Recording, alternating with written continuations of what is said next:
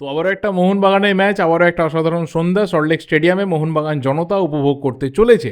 কালকের ম্যাচে মোহনবাগান কতটা ডমিনেটিং ফুটবল খেলবে, কতটাই বা চেন্নাইয়েন এফসি তারা পাল্টা আঘাত দিতে পারে, আজকের ভিডিওতে ইন ডিটেলসে সেই সব নিয়ে আলোচনা করব। কি পয়েন্ট কি রয়েছে কালকের ম্যাচের জন্য ডেফিনেটলি কথা বলবো, কিন্তু একটু শুরুতে ইতিহাসের দিকে যাওয়া যাক।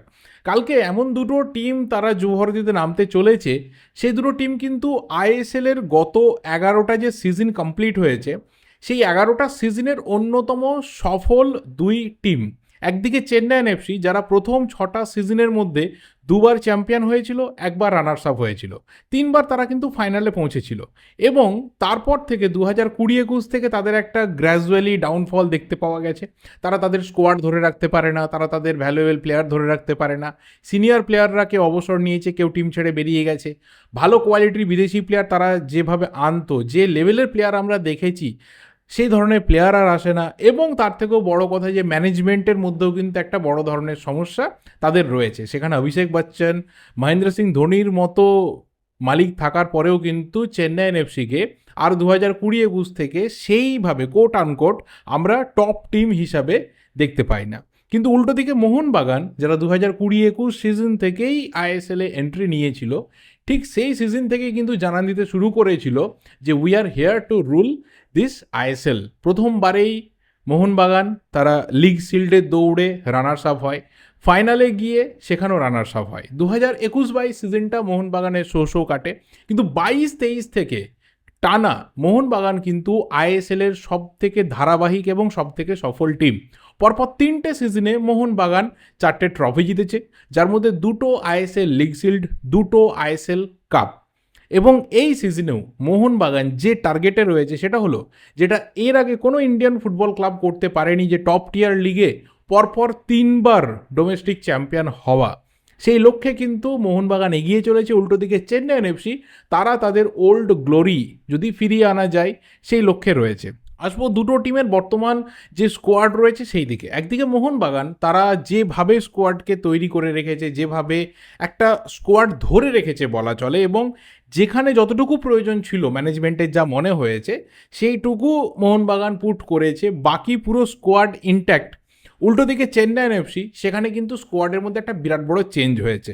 সব থেকে বড় চেঞ্জ আমরা দেখেছি বিদেশি প্লেয়ারদের ক্ষেত্রে। সেখানে কিন্তু 4-5 জন বিদেশি নতুন প্লেয়ার এসেছে, যারা প্রথম ম্যাচে সেই অর্থে খুব বিরাট ছাপ রাখতে পারেনি, কিন্তু তাদের ট্র্যাক রেকর্ড ভালো। মোটামুটি ইন্ডিয়ান সুপার লিগে যারা খেলেছে তাদের তো অবশ্যই ভালো। যে প্লেয়ার বিদেশ থেকে এসেছে নতুন প্লেয়ার, সেই প্লেয়ারেরও মোটামুটি কেরিয়ার ভালো। এবং এমন কিছু চেন্নাইয়েন এফসিতে ডোমেস্টিক প্লেয়ার রয়েছে যারা এর আগে মোহনবাগান ইস্টবেঙ্গলে খেলেছে, তারা কলকাতার এনভায়রনমেন্ট জানে। লেজেন্ডারি প্লেয়ার রয়েছে, এবং অবশ্যই বেঞ্চে কোচ হিসেবে যিনি থাকবেন ক্লিফোর্ড মিরান্ডা, তিনি কলকাতার ফুটবলকে ভালো করে চেনেন। তিনি কলকাতাতে বহু স্মরণীয় ম্যাচ খেলেছেন, এবং তিনি এর আগে মোহনবাগানের অ্যাসিস্ট্যান্ট কোচ অবধি থেকেছেন। তো ম্যাচটা আমার মনে হয় পার্সোনালি যে কালকে কিন্তু একটা হাই ভোল্টেজ ম্যাচ হবে। কারণ একদিকে মোহনবাগানের যে সোল টার্গেট, যে 13টা ম্যাচে একটা অসাধারণ রান মোহনবাগান কন্টিনিউ করবে, ঠিক উল্টো দিকে চেন্নাইয়েন এফসি তাদের দেওয়ালে পিঠ ঠেকে যাওয়া অবস্থা থেকে তারা একটা কামব্যাকের রাস্তা খুঁজছে। এরপর আমি কি পয়েন্টগুলো শেয়ার করব, যে কালকে কি পয়েন্ট রয়েছে, কিভাবে আমি ম্যাচকে দেখবো বা আমরা সবাই দেখব। তার মধ্যে প্রথম যে জিনিসটা সেটা হলো চেন্নাইয়েন এফসির অ্যাপ্রোচ। একদিকে যেমন আমি অবশ্যই বলবো যে ক্লিফোর্ড মিরান্ডা হয়তো প্রথম ম্যাচটাতে সেই অর্থে ভালো পারফরমেন্স তুলে ধরতে পারেনি, বা প্লেয়াররাও তাদের থেকে যা এক্সপেক্টেড সেটা তারা তুলে ধরতে পারেনি, কিন্তু তারা চেষ্টা করবে যে বড় ম্যাচ যখন থাকবে, যে অপোনেন্ট এই ধরনের একটা অপোনেন্ট যারা লাস্ট 3টে সিজনে সব থেকে ধারাবাহিক টিম, ঘরের মাঠে যারা ভয়ঙ্কর, তাদের এগেনস্টে যদি ম্যাক্সিমাম কোয়ালিটি ফুটবল তুলে ধরা যায়, তাহলে কিন্তু সবাই আবার চেন্নাইয়েন এফসিকে নিয়ে আলোচনা করতে শুরু করবে। আর আমরা খুব ভালো করে জানি যে এইবার যদি কোনো টিম, যারা অন্ততপক্ষে চ্যাম্পিয়নশিপের ফাইটে থাকার চেষ্টা করবে শুরু থেকে, তারা যদি শুরুতে একটু পিছলে যায়, তাদের কিন্তু ফিরে আসাটা খুব কঠিন হয়ে যাবে, এতটা ইজি হবে না। আবার তাকিয়ে থাকতে হবে যে অন্য কেউ যদি পিছলে যায় সেই দিকে। তো আমার পার্সোনালি সেখান থেকে মনে হয় যে চেন্নাইয়েন এফসি, তারা কিন্তু শুরু থেকে একটা ভালো তাগিদ নিয়ে মাঠে নামবে। এবং যেহেতু এমন প্লেয়াররা রয়েছে যারা এর আগে কলকাতার ফুটবলে বহু ম্যাচ খেলেছে, মোহনবাগানের হয়ে খেলেছে, ইস্টবেঙ্গলের হয়ে খেলেছে, বা অন্ততপক্ষে রেগুলার বেসিসে বিভিন্ন টিমের হয়ে তারা কলকাতাতে ফুটবলটা খেলে গেছে, তারা এই এনভায়রনমেন্টকে জানে। সেখানে প্রীতম কোটাল রয়েছে, ডিন লিয়ানা রয়েছে, নওয়াজ রয়েছে, মন্দার রাও দেশাই রয়েছে, লালরেন্ডিয়ানা নামতে রয়েছে, ইমরান রয়েছে, এরকম অনেক প্লেয়ার রয়েছে। বিদেশিদের মধ্যে নগুয়েরা রয়েছে, বেমাম্মর রয়েছে। আমার পার্সোনালি মনে হয় যে এমন এই যে এক্সপিরিয়েন্স একটা স্কোয়াড, তারা কিন্তু সহজে মোহনবাগানকে ডমিনেটিং যে পারফরমেন্সের রাস্তা সেটা খুঁজে পেতে দেবে না। আমার এই জায়গাতে মনে হয় যে এই ম্যাচটা এখানেই কোথাও ইন্টারেস্টিং হবে এবং এখানেই আমরা দেখব যে মোহনবাগানে এত ম্যাচ উইনার তারা কিভাবে সেই ম্যাচকে বার করে নেয়। নাম্বার 2 হচ্ছে যে দুদিকে দুরকম ফুটবল দর্শন আমরা দেখব। যাদের দুজনকে নিয়ে কথা না বললেই নয় সেই দুজন হচ্ছে দুটো টিমের কোচ, সের্জিও লোবেরা এবং ক্লিফোর্ড মিরান্ডা। যদি কারো এফসি গোয়ার হিস্ট্রি মনে থাকে তারা খুব ভালো করে জানবে যে এই দুজনের সম্পর্ক ঠিক কত সুমধুর ছিল। এবার সেই জায়গাতে দাঁড়িয়ে তারা সেই পুরনো ভালো সম্পর্ককে আবারও কালকে ঝালাই করতে নামবে। কেউ কাউকে জমি ছেড়ে দেবে না, কিন্তু দুজনের দর্শন হচ্ছে দুরকম। একদিকে সের্জিও লোবেরা, তিনি বিউটিফুল ফুটবল খেলতে পছন্দ করেন।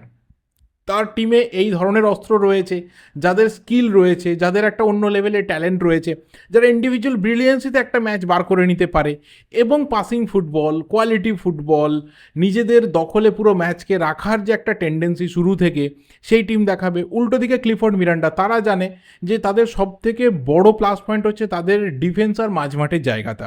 অর্থাৎ শুরু থেকে তারা চাইবে যে খেলাটাকে অনেক বেশি করে লো ব্লক খেলতে, অনেক বেশি করে পার্ক দ্য বাস করতে, গোল না খেতে, এবং যখন মোহনবাগানের টিম পুরোপুরি উঠে আসবে তখন পাল্টা কাউন্টার অ্যাটাকে যেতে। তো দুরকম স্টাইল অফ ফুটবল কিন্তু আমরা কালকে দুজন কোচের থেকে দেখব এবং এখানে আমি আবারও বলছি ম্যাচটা কিন্তু ইন্টারেস্টিং হয়ে ওঠার সব রকম রসদ রয়েছে। কিন্তু এখানে একটা বিগ ফ্যাক্টর হচ্ছে যে মোহনবাগান তারা যে মেন্টালিটি নিয়ে নামছে, যে মেন্টালিটি নিয়ে মোহনবাগান এই সিজনেও নামছে, সেটা কিন্তু ভাই পুরো ডিফারেন্স। মানে সেটাকে সবাইকে মাথায় রাখতে হবে যে খাতায় কলমে কি হচ্ছে না হচ্ছে, কতটা স্মুথনেস দেখতে পাচ্ছি না পাচ্ছি, তার থেকেও বড় কথা যে একটা জয় দরকার, 3 পয়েন্ট দরকার। এবং সব থেকে বড় কথা যে মোহনবাগানের টার্গেটটা কিন্তু রয়েছে ব্যাক টু ব্যাক 3বার চ্যাম্পিয়ন হওয়া, থ্রিপিট করা। এই যে একটা টার্গেট প্রায় প্রত্যেকটা প্লেয়ার, কোচ সবার মধ্যে ইনজেক্ট হয়ে গেছে। এই মেন্টালিটিতে আমার পার্সোনালি মনে হয় যে মোহনবাগানকে কিন্তু যে কোনো ম্যাচে অপোনেন্টের থেকে কিছুটা অ্যাহেড রাখবে। এই মেন্টালিটি অনেক সময় অপোনেন্টকে কিল করার জন্য এনাফ হয়ে যায়। এবং সবথেকে বড় কথা, মানে যে পয়েন্ট নিয়ে কথা না বললেই নয়, সেটা হলো 12th ম্যানের সাপোর্ট। যারা গত কয়েকটা সিজনে মোহনবাগানকে উজাড় করে সাপোর্ট করতে যায় যে কোনো দিনে ম্যাচ হলে। কালকের ম্যাচটা কিন্তু সপ্তাহের প্রথম দিন, সোমবার, চাপের দিন, কিন্তু এখনও অবধি যা খবর রয়েছে more than 30,000 tickets are sold, এবং কালকে আরও টিকিট সেল হওয়ার চান্স রয়েছে। অফলাইনের হিসাবটা ডিটেলসে এখনও অবধি আসেনি, তবে সব মিলিয়ে যা খবর 30,000-এর ওপর টিকিট কিন্তু সেল হয়েছে। আর 30,000, 35,000 দর্শক যুবভারতীতে থাকা মানে আমরা জানি যে মোহনবাগানের জন্য সেটা কিন্তু একটা অন্য লেভেল বাই, মানে টনিক ওয়াটারের কাজ করে, লিটারেলি এটা টনিক ওয়াটারের কাজ করে। মোহনবাগান জনতা যেভাবে কন্টিনিউয়াসলি টিমের পাশে থাকে, যেভাবে সাপোর্ট করে, যেভাবে চিয়ার করে, একটা অন্য এনভায়রনমেন্ট ক্রিয়েট হয়। আর এই ধরনের একটা ইলেকট্রিক অ্যাটমসফিয়ারে একটা অ্যাওয়ে টিমের ম্যাক্সিমাম টাইম নার্ভ ধরে রাখা এত ইজি কিন্তু হয় না। এবং যেখানে দুটো টিম তাদের মোটো অন্যরকম, তাদের মেন্টালিটি অন্যরকম, তাদের গেম অফ থিওরি অন্যরকম, তাদের স্টাইল অফ ফুটবলটা অন্যরকম, তো সেখানে সাপোর্টাররা, মানে এত হাজার হাজার সাপোর্টার, তারা কিন্তু একটা বিরাট বড় রোল কালকের ম্যাচের জন্য প্লে করতে চলেছে। সো এই কটা পয়েন্টস রয়েছে আমার মনে হয় পার্সোনালি কালকের ম্যাচে ডিসাইডিং ফ্যাক্টর হতে যাচ্ছে। প্লেয়ারদের কথা তো বললাম, দুটো টিমের স্ট্র্যাটেজিক্যাল কথা বললাম। এবার যেটা দিয়ে ভিডিওটা শেষ করব সেটা হচ্ছে আমার কালকের ম্যাচের জন্য প্রেডিকশন অফ প্লেইং 11। আমি স্কোর লাইন প্রেডিক্ট কোনোদিনই করি না, এখানেও করতে চাইছি না, ন্যাচারালি করতে পারি না, সেটা আমার ক্ষমতার বাইরে। কারণ ফুটবল বা যে কোনো স্পোর্টস সেটা সেই দিনের বিভিন্ন ফ্যাক্টরের ওপর ডিপেন্ড করে। তো প্লেইং 11 কীরকম হতে পারে, চেন্নাই এনএফসি, যেটা আমার পার্সোনালি মনে হয় যে গোলে মোহাম্মদ নওয়াজ, ব্রুটো, সাইড ব্যাকে মন্দার আর ডিন লিয়ানা, সেন্টার ব্যাকে এলসিনোর সাথে প্রীতম কোটাল, মাঝ মাঠে নামতে বেমাম্মার এবং অবশ্যই নগুয়েরা, দুটো উইংয়ে ইমরান এবং তার সাথে রয়েছে ইরফান ইয়াডওয়ার্ড এবং সেন্টার ফরওয়ার্ডে ইনিগো মার্টিন। এটা আমার মনে হয় কালকের ম্যাচের জন্য চেন্নাইন এফসির বেস্ট লাইন আপ, যেটা আগের ম্যাচেও ছিল। আর মোহনবাগানের ক্ষেত্রে আমার মনে হয় যে হয়তো ম্যাক্সিমাম একটা চেঞ্জ হতে পারে, সেটা হলো গোলে ভিসাল কেইত। সাইড ব্যাক দুটোতে আমরা আগের ম্যাচে দেখেছিলাম অভিষেক আর শুভাশিস স্টার্ট করছে, হয়তো কালকের ম্যাচে আমরা রাইট ব্যাকে আমাইকে দেখবো, লেফট ব্যাকে হয়তো আমরা অভিষেক টেকচামকে দেখবো। কারণ উল্টো দিকে চেন্নাইন এফসির দুজন স্পিডি উইঙ্গারের কথা ভেবে আমার পার্সোনালি মনে হয় যে শুরু থেকে হয়তো আমাইকে ডান দিকে ইউজ করার কথা সের্জিও লোবেরা তিনি ভাবছেন। সেন্ট্রাল মিডফিল্ডে আপুইয়ার সাথে থাপা, অ্যাটাকিং মিডফিল্ডে অবশ্যই পেত্রাতস, লেফট উইংয়ে ডেফিনেটলি রবসন রবিনো, রাইট উইংয়ে আগের ম্যাচে সেইভাবে নিজে জ্বলে উঠতে পারেনি, বাট চেষ্টা দেখিয়েছিল লিস্টন কোলাসো, কালকে হয়তো লিস্টন কোলাসোই শুরু করবে। ইনকেস যদি মনে হয় কোচের যে না ওখানে মানভীর ইজ বেটার, তো মানভীরও স্টার্ট করতে পারে। সেন্টার ফরওয়ার্ডে তো ভাই মাই ফেভারিট জেই ম্যাকলারেন। তো তোমাদের মতে কোনটা বেস্ট পসিবল লাইন আপ মোহনবাগানের জন্য অবশ্যই কিন্তু কমেন্ট করে জানিও। আর কি স্কোর লাইন তোমরা অ্যাজ এ মোহনবাগান ফ্যান চাইছো সেটা কিন্তু অবশ্যই বেশি বেশি করে কমেন্ট করে জানিও। ভিডিওটা ভালো লাগলে লাইক করো, শেয়ার করো, দেখা হবে পরের ভিডিওতে। টিল দেন যদি চ্যানেলে নতুন হও তাহলে অবশ্যই চ্যানেলটা সাবস্ক্রাইব করে বেল নোটিফিকেশন আইকনটা ক্লিক করে যেও। Thank you, good bye and good night.